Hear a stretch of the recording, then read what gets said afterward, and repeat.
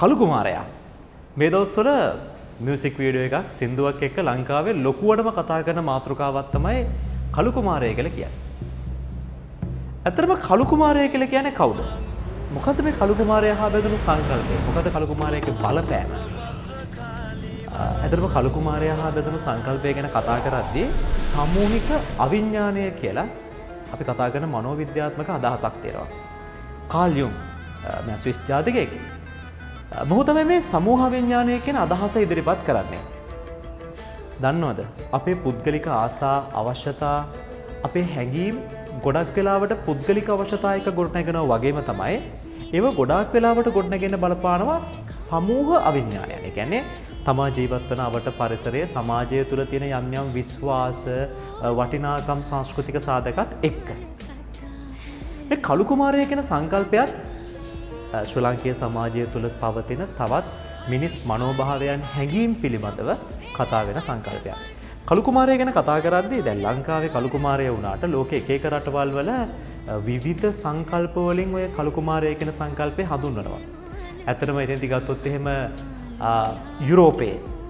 යුරෝපයේ රාත්‍රියේ කාන්තාවන් හමුවට එන ඉන්ක්ලූබස් කියන සංකල්පය.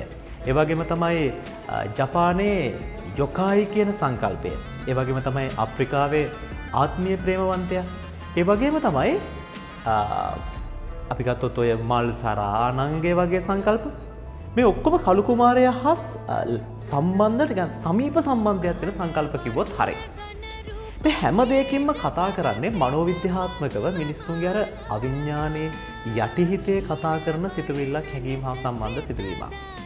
අවිවාහක කාන්තාවන්ට, මල්වර වෙලා තාමත් විවාහ නොවුණු කාන්තාවන්ට, කොටිම කියන සරලව ජීවිතයේ ලිංගිකත්වය හා සම්බන්ධව අසම්පූර්ණ ආසාවන් තියෙන අයට යම් යම් බලපෑම් සිදු කරන සංකල්පයක් තමයි මේ කලු කුමාරයා කියන සංකල්පය. මිනිස්සුන්ගේ ඉතින් අර අපි අර සරලව කිව්වොත් අර ජීවිතයේ ඇරියස් තියෙනවා කියලා කියන්නේ යම් යම් අසම්පූර්ණ වූ ආසා අවශ්‍යතා ඒවහා පදනම් කරගෙන මනෝමූලික ඇති වෙන හැඟීමක් තමයි ඇත්තටම කලු කුමාරයා හා සම්බන්ධ සංකල්පයේ මූලික ඇති වෙලා තියෙන්නේ. කලු කුමාරයා ගැන කියද්දී අපි ඇත්තටම මේක මේ ලංකාවේ කලු කුමාරයා කියන සංකල්පය නිර්මාණය වෙන්න බලපාපු විවිධ ජනශ්‍රුති විශ්වාස තියෙනවා. එහා සම්බන්ධ විවිධ යක්ෂයා හා සම්බන්ධ කතාපුවක් තියෙනවා. කොහොම නමුත් මේ කලු කුමාරයාත් එක්ක විවිධ ලෙඩ රෝග ලක්ෂණත් අපේ අයට ඇති වෙනවා කියලා කතා තියෙනවා. මේ කාංචනාගේ හා සජිතගේ ගීතය තුළ අපූර්වට පෙන්වනවා මේ මනෝභාවයන් කොහොමද මිනිස්සුන්ට බලපෑම් කරන්නේ. අර සමාජයේ තිර තියෙන යම් යම් විශ්වාසත් තමන්ගේ අභ්‍යන්තරය තුළ ඇති වෙන ඉටු නොවූ ආසාවනුත් දෙක එකට එකතු වෙලා මිනිස්සුන්ගේ සංකල්ප ගොඩනැගෙන විදිහ මේකේ අපූර්වට නිර්මාණය කරන්න උත්සාහ කරනවා. කලු කුමාර දෝෂයත් එක්ක මේ සමාජයේ අර මෙන්න මේ රෝග ලක්ෂණ ඇති වෙනවයි කියලා සමාජ මතවාදයන් අදහස් තියෙනවා. රාත්‍රියෙන් නිින්දෙන් තද කරන ගතිය, කකුල්වල නිල් ලප, රාගික සිහින ගොඩක් වෙලාවට ඔය අර පෙර දක්වපු අර කාන්තාවන්ට ඇති වෙනවා. ඉතින් සමාජ මිනිස්සු නම් විශ්වාස කරන්නේ ඒ කාලේ මේව ඇති වෙන්නේ කලු කුමාර දෝෂය නිසා කියලා.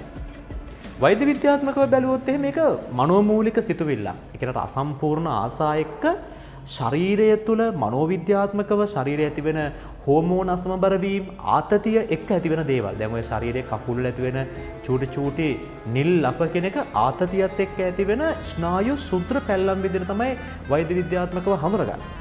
වැඩේ කියන්නේ කොහොම නමුත් දැන් මේ ඇති වෙන දේ මනෝමූලිකව සිද්ධ වෙන දෙයක් නම් ඒකට අපි මනෝවිද්‍යාත්මක ප්‍රතිකාරයක් කරන්න අවශ්‍යයි. ඉස්සර කාලේ අපේ සමාජයේ තිබුණා ඔය කුමාර සමයන් වගේ ශාන්ති කර්ම කලු කුමාරය වෙනුවෙන් සිදු කරන.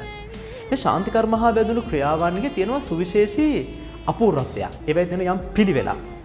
ගැටලුවකට නමක් තියෙනවා. දැන් අර මනෝමූලික හැඟීම්, අර අසම්පූර්ණ ආසා, ලිංගික ඇරියස්, ඔන්න ඒකට තියෙනවා නම. නම තමයි කලු කුමාරයා. අභ්‍යන්තර වේදනාවන්ට චරිතයක්. දැන් අර හැඟීම් නැමැති වේදනාවට චරිතයක් දුන්න කලු කුමාර දෝෂය.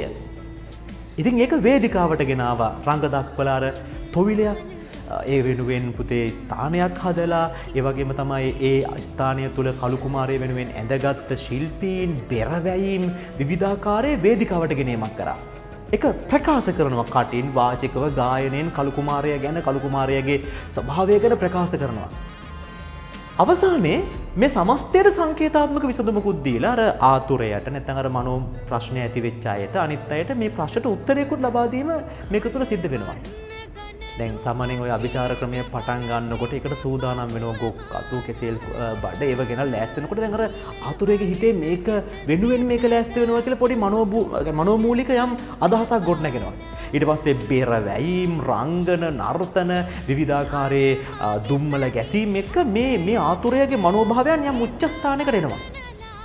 ඒ උච්ච ස්ථානට ඇවිල්ලා එයාගේ මනෝභාවයන් ප්‍රකාශ කරන්න ගන්නවා. දැන් ඔය අභිචාර ක්‍රමවලදී සමහර ලාවට ඒ දෝෂයට ලක් වෙච්ච කාන්තාව සමහරට අර ලිංගික අවස්ථාවක හැසිරෙන විදිහට හැසිරෙන අවස්ථාවක් තියෙනවලු. ඒ අය මනෝමූලිකව අය උච්ච ස්ථානයට වෙනවා. ඇවිල්ලා සංකේතාත්මක පිළිතුරකුත් මේක අවසානයේ ලබා දෙනවනේ. ඒතකොට අර මනසේ ඇතිවෙන හැඟීම යම් පාලනය කරන අභිචාරමය ක්‍රමයකුත් මේක අවසානයේ තියෙනවා. වැඩේ කියන්නේ ඉතින් ඇත්තටම කළු කුමාරය කියලා ඇත්ත කෙනෙක් ඉන්නවද කියලා අහුවා. මම හිතන්නේ ඉතින් ඒක අපි ඔව් නෑ කියන්න ගිහිල්ලා අපිට සංස්කෘතිකමය ගැටලුවක් හදන්න අවශ්‍ය නෑ. නමුත් මේක සැබෑ ලෙසම මනෝමූලික හැඟීමක්. සමාජය තුල තියෙන විශ්වාස පුද්ගලිකව මානසිකව ඇති වෙන යම් පීඩනයන් ආතතීන් අවශ්‍යතාවයන් පදනම් කර ගොඩනැගුණු ලාංකේය සමාජයේ ලස්සන සංස්කෘතියක් තමයි කළු කුමාරයා කියන්නේ. ඉතින් කළු කුමාරයාගේ මනෝමූලික කතාවක් විදිහට කියද්දී කියන්න ඕන දෙයක් තියෙනවා කළු කුමාරයා හා බැඳුණු කතාව හැදුනේ කොහොමද කියලා. ඉතින් ඔය කළු කුමාරයා හා බැඳුණු කතාව ගැන කතා කරද්දී ලංකාවේ කේටල නීලමදන කියලා රජ කෙනෙක් ගැන කතා කරනවා අනුරාධපුර යුගයේ මේක ජනප්‍රවාදයක්. මේ රජතුමාට ඇත්තටම අනියම් බිසවකින් පුතෙක් හිටියා. එයා ටිකක් නීලමදන කුමාරයා ගොඩක් ඇඟ පත තිබිච්ච කළු ශරීරයක් තිබිච්ච බොහෝම කාය ශක්තියෙන් උපරිම කෙනෙක්. මෙයා සොලී රටට ගියාලු. එහෙදි මෙයා කොච්චර කඩවසම්ද කියනනම් කාන්තාව තරග කරනවා ඔහු වෙනුවෙන්. කාන්තාවන් අතර සටන් නැති වෙනවා. ඒක ප්‍රතිඵලය නීලමදන කුමාරයා මිය යනවා. තමන්ව ඝාතනයට ලක් කරනවා ආසාව වෙනුවෙන් කාන්තාව. ඒකේ පරිගැනීමට තමන්ව මරපු කාන්තාවන් වෙනුවෙන් පීඩාවට ලක් කරා. එතන සිට කළු කුමාරයාගේ දෝෂ අර තනිකඩ තනිපංගලමේ ඉන්න කාන්තාවන්ට ලැබෙනවයි කියලා කතාවක් තියෙනවා නීලමදන කුමාරයා හා සම්බන්ධ කරගෙන. ඒක ලංකාවේ විශ්වාසය.